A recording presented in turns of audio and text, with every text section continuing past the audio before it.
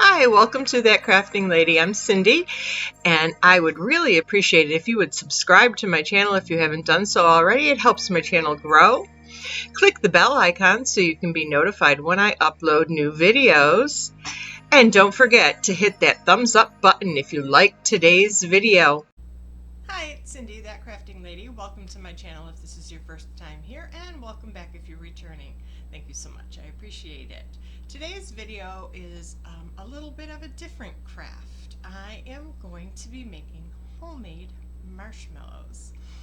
I have bought a tray. If you watched my haul video from the other day, I got a tray at Target and I want to turn it into a hot cocoa bar. But I want it to be a very special hot cocoa bar, so I couldn't just put packaged marshmallows on it. There will be some packaged marshmallows, but I had to put on some homemade ones. And I thought I would take you guys on the process of how I made them. So this is what they look like when they're done. So this is a little bowl of the small marshmallows that I made. I made a whole batch of these, and they came out so good.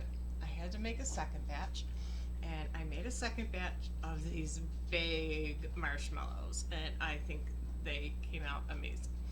And if you have never tasted a homemade marshmallow, it's no comparison to a store-bought. And they're so easy. As you're going to see in this video, it's really simple. I'm going to link down in the description box the recipe that I used from the blog that I took the recipe from. It's amazing. It's so simple. It's basically sugar, corn syrup, water, and vanilla. That's it.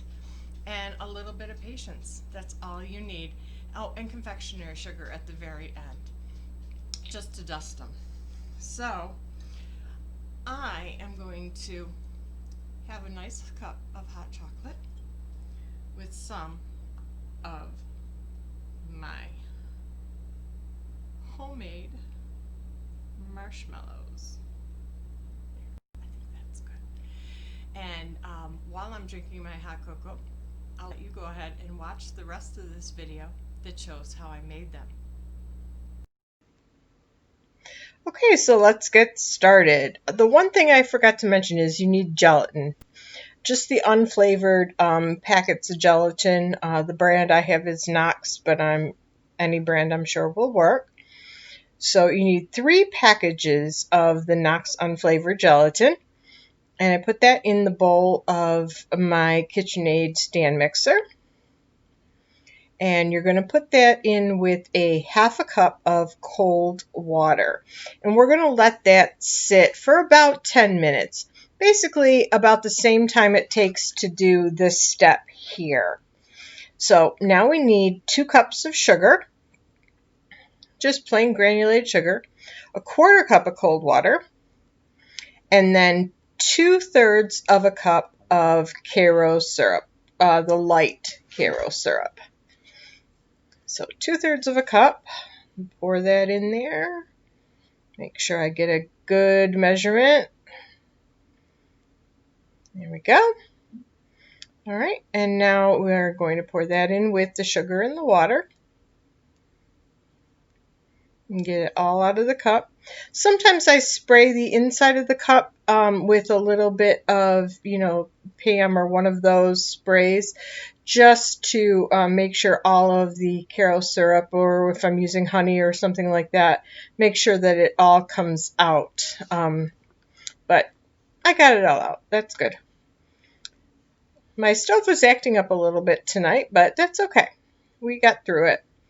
Now I'm going to be using a whisk. I love my little flat whisk here. And you just have to stir it constantly until the sugar is basically dissolved. So it's nice and liquidy and loose and things like that. Over, a medium flame. I know that looks kind of high, but it's just because the burner cover is off just a little bit. So it's kind of sneaking out the one side there. But it worked out okay.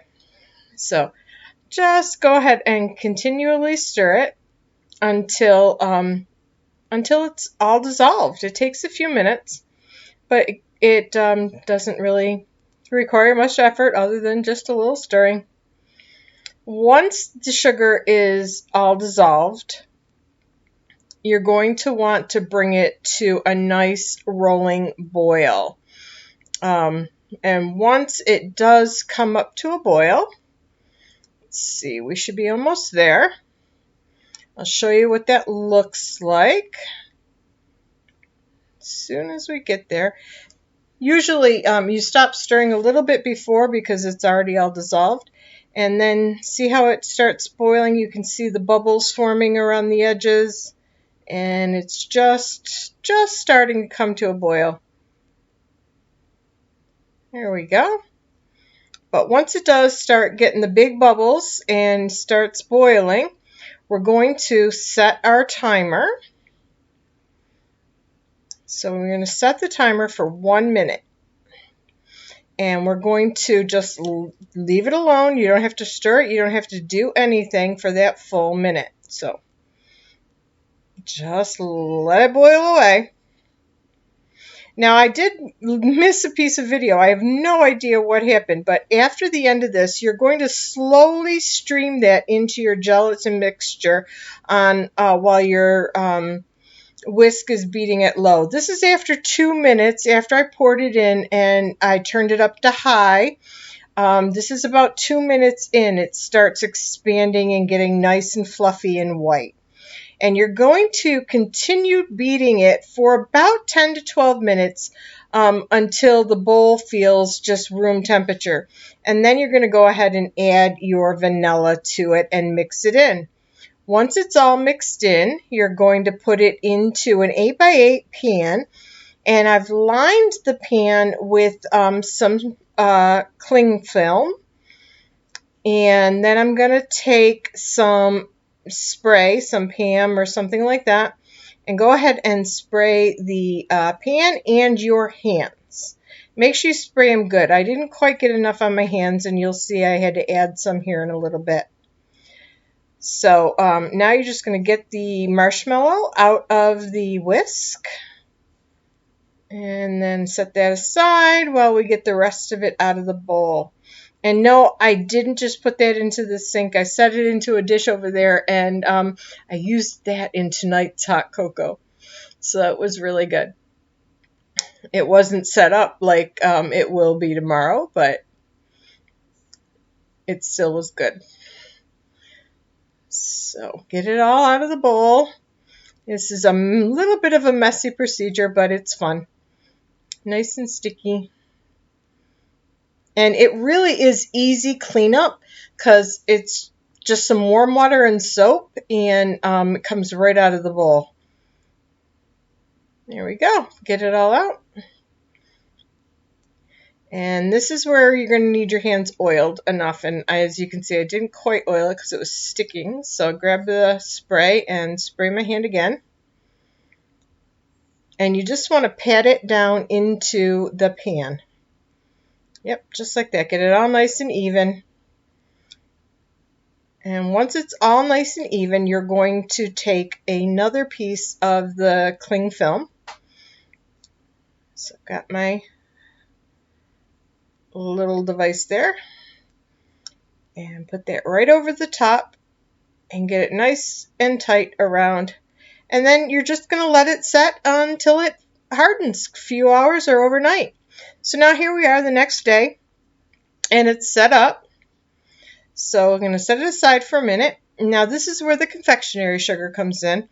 And I like to sift my confectionery sugar because there's always lumps in it, especially when you buy it in big bags like this. So just through a little sieve, I'm going to sieve right onto my cutting board. And get a good pile on there because these are very sticky. Very, very, very sticky. But they're very, very, very good, so that's okay. So once we get our confectionery sugar onto the cutting board, we'll go on to the next step, which is going to basically be cutting the marshmallows. And you can cut the marshmallows in any size, as you saw in the beginning there. I made little ones to go on my hot cocoa bar, and I made bigger ones that I'll probably use for s'mores or something like that, or just eating, I guess. So now we'll take the saran wrap off, or the cling film off, and we're going to turn it out onto the confectionery sugar on the cutting board. Stuck there a little bit. Get that out of the way. And plop. And it went everywhere. So maybe you want to set it down instead of plop it down like I did. Now we're going to get some more confectionery sugar and put some over the top, because as I said, these are very sticky. And you can see here, I'll show you here. I started out using a serrated knife. Just a regular chef's knife actually worked better, so I ended up going and grabbing the chef's knife. Thought a serrated knife would work, but it really didn't. As you can see, I'm having a little difficulty here cutting that first piece. So I figured, well, maybe we throw it in some confectionery sugar. It'll help me cut it. And there's my dog sticking her nose up because she wants to know what Mama's doing. Yeah, it's not quite working. As I said, that serrated knife just didn't work well. And I figured, well, just set it down, but no, giving me some issues. All right, so let me go get another knife. Let me go get the chef's knife. There we go. Now I've got my chef's knife and just cut right down through. And it's a heck of a lot easier, I'll tell you. And they are sticky though, so coating it with a little bit of the confectionery sugar does work. And I'm just going to cut it into slices, and you can cut it whatever size you want. As you saw earlier, I made the ones I'm cutting right now, I made in smaller slices. So I did them about just a little 3/4 of an inch or so slices this way. And then after I got all of those sliced, then I'm going to take each little individual piece here and then slice it in half the other way, the long way. See, like that. And then I'll cut it into smaller pieces, just like that.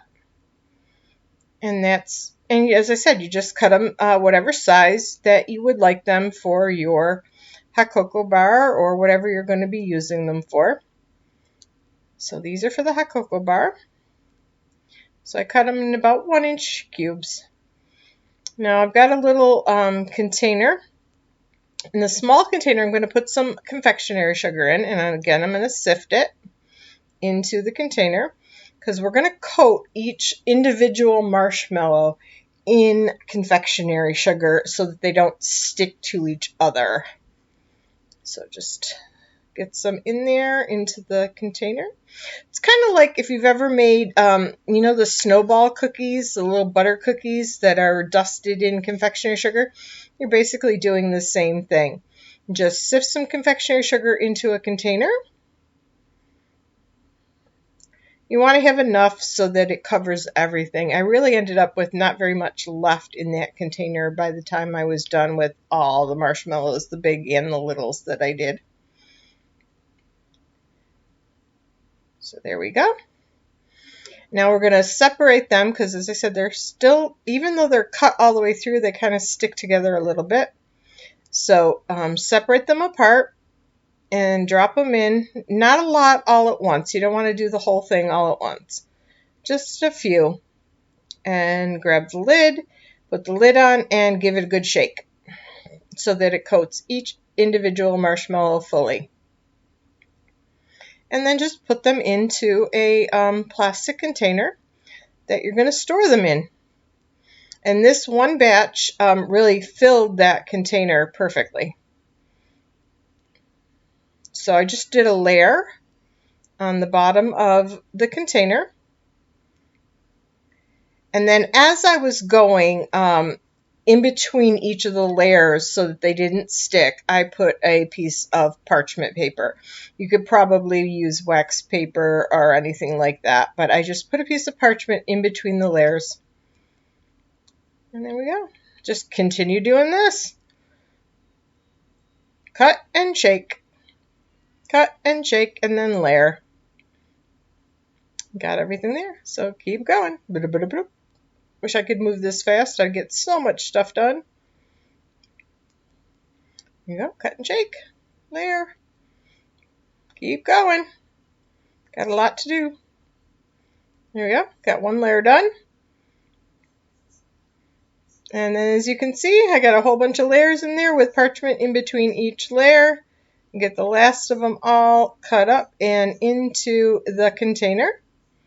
And then at the very end, I'm going to put another piece of parchment on the top,